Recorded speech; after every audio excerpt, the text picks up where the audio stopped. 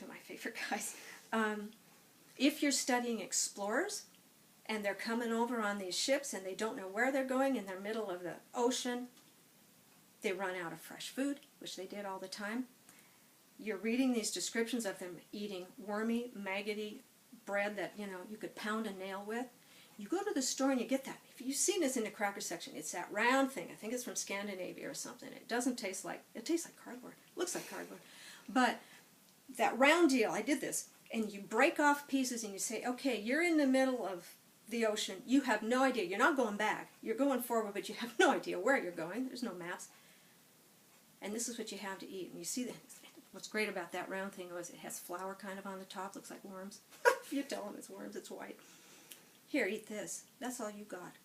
That is all you have. Okay? You make them taste the time. Because why? It isn't the facts that are important.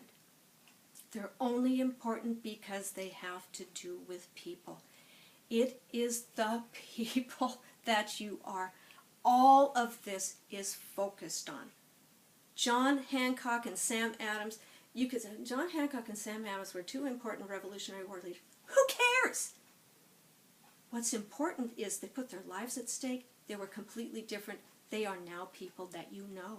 And when you go to heaven, you'll meet them, and they'll be so glad that somebody learned about them. Okay. I have a real thing about people being forgotten. Because I've heard in public schools where they don't, shouldn't even be saying this, where they edit this out, Barb, where they don't even teach World War II anymore. Oh my gosh, it makes my blood boil. Those people who died for you, forget them. You do not let them forget. All right. Here's another suggestion. Cotton. I don't know if you can get raw cotton around here, but if you can, with the seeds still in it, get it. Have the kid throw it at the kids and go, here. Pick out the seeds by hand. Oh, why would you do that? Because now you're going, this guy Eli Whitney, he just made this thing called a cotton gin, and it removes all this stuff. So you don't have to do it by hand. Oh, the South is thinking, wait a minute, now I need more slaves.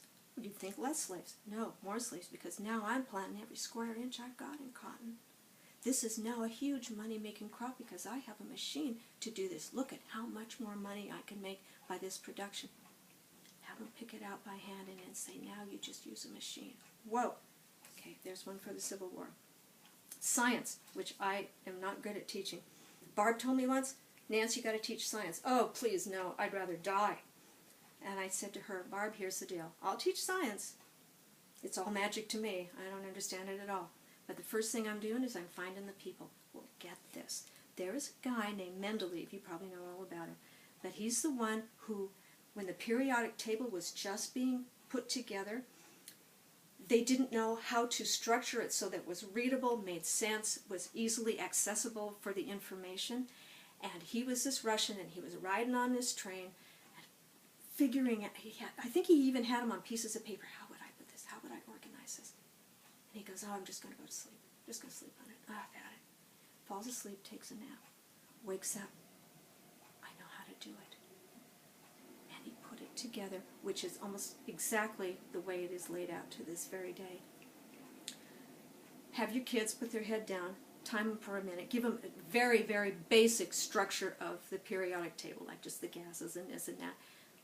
Wake up. You be Mendeleev, you put it together. Why is that important? Because that Mendeleev, that was a huge advance. Again, a person making an advance. Why do we care about this? Because it helps the human race. Okay. If it's a cold fact, who cares? Has to connect up with a person. Or something that makes our lives better, or you know what I'm getting at. Okay. Foods, tasting. We used to do foods by the decades. I'd have a 1930s box, and I'd bring out pictures of inventions during that time, but also food.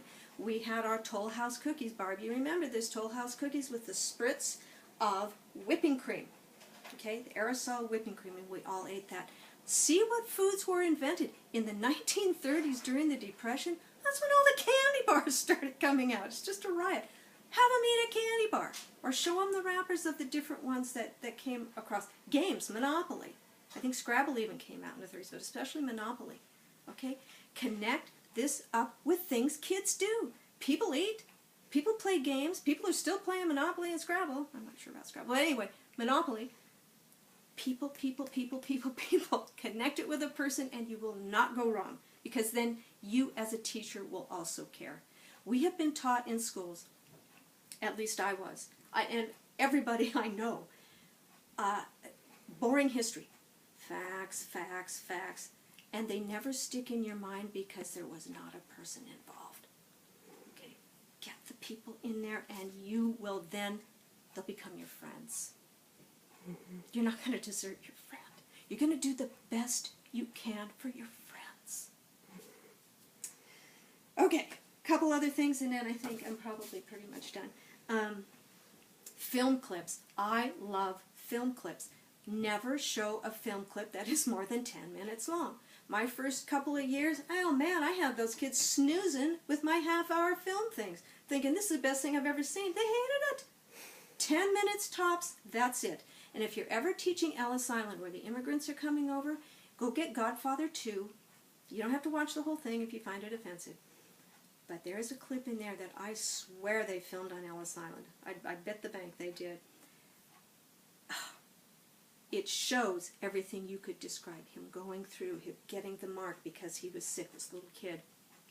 What it looked like, this jumble of humanity, all speaking different things, dressed differently. Get that. When you're talking about Ellis Island, when you're talking about it with your immigrants coming over and have them do their, where did Grandma come from, Mom? Where did Great-Grandma come from? You have them pack. You have them pack their little box or handkerchief. What did they take with them? A little bit of cheese, sausage, anything that wouldn't spoil. You get a clip of Grandma's white hair. You tie it with a ribbon, and you have Grandma stand in front of them and say, "We'll see you again. We'll see you again."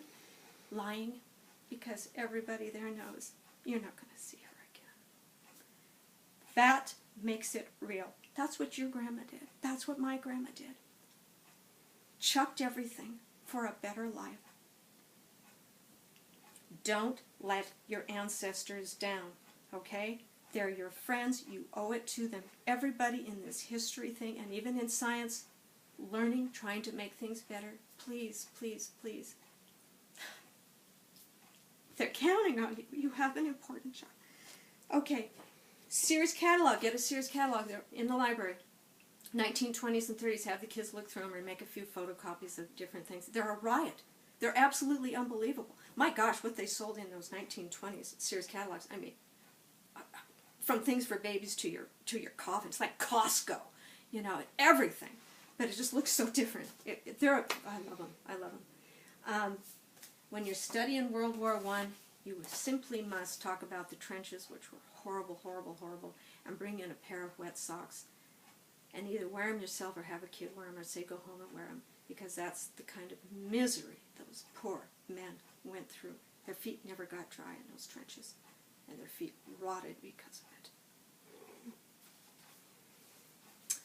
Okay, hearing. Give the speeches. You be Churchill. Or you have a kid be Churchill and say, we'll fight them in the trenches, we'll fight them on the fields, we'll fight them in the air. Don't let these words be forgotten. I am not big on memorization of large speeches. I'm not. I have never loved to do it, and my kids hated it. But you give them a couple of clips, they'll remember it forever. Patrick Henry, give me liberty or give me death. Nathan Hale, I regret that I only have one life to give for my country. Paul Revere, the Redcoats are coming. Little clips with a person. Okay. Songs of the time. Libraries full of them. Folk songs, etc. They were playing back then. Science. If you're teaching the planets, you get Holt's. It's just called The Planets, I think, and it has a different song for each of the planets. I think even Pluto is still in there. If I were teaching about the planets, and I was teaching about the sun, I don't think the sun's a planet, I think it's a star. Anyway, I would have the Beatles' Here Comes the Sun and spin off a little of, you know what? It's more than just what warms us. Here comes the sun. What does that mean? Things are looking up. Things are looking up. So take it to that kind of poetic level 2 whenever you can. Just a little, tie it in. Smell, I don't know, unless you're cooking food, how you would work that in, but you figure that out. And last, art. If you can bring in fine art, do it whenever you can. For instance, when you are studying the American Revolution, you get Dolly Madison saving that portrait, that large portrait of George Washington. Okay, she carried it out under huge personal risk because the British burned down the White House. Okay, you have her getting that. You show that picture, they'll never forget it. Matthew Brady in the Civil War. That was the first war where photography was huge because it had just basically been invented in France a little bit before. You bring in those pictures. That completely changed how we saw war. It's one thing to talk about war. It's one thing to send your kid off to war. It's a whole other thing to see photographs of it. Mm-hmm. And the third one I can think of is there is when you're studying the 1930s in the Dust Bowl, there is a very famous photograph called Migrant Mother. This woman is like 35. She looks like she's 80. A couple of kids hanging on her. That one picture will tell you how just disastrous that whole time was, where they couldn't plant anything that wouldn't blow away. They're just struggling to get by. It was so hard. Don't let her be forgotten. Okay, I'm done except for one thing that I want to say that just kind of sums up about your important job as a teacher. This is from Lord of the Rings, and Gladriel, the elf woman, the elf lady said, you know her, I think it was Cate Blanchett. The world has changed. Much that once was is lost, for none now live who remember it. Ladies, do not let that happen. If you keep concentrating on the people, that won't happen. There will be people, your children, yourself, your grandchildren will remember their history, the people who made it, the people who suffered, the heroes. Don't let them down. Don't let them down. You have such an awesome gift to give.